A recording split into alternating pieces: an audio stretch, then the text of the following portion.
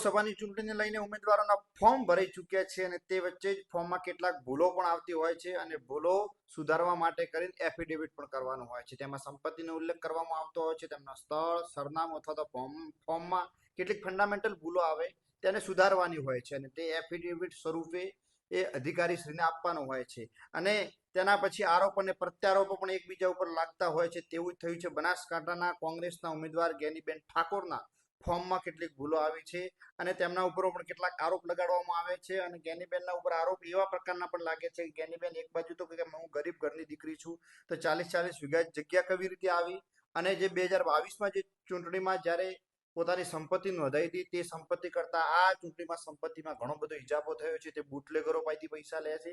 એવા વિવિધ પ્રકારના આરોપો ગેનીબેન ઠાકોર ઉપર લાગ્યા છે. કેવા પ્રકારના આરોપો લાગ્યા સાંભળી આ વિડીયોમાં.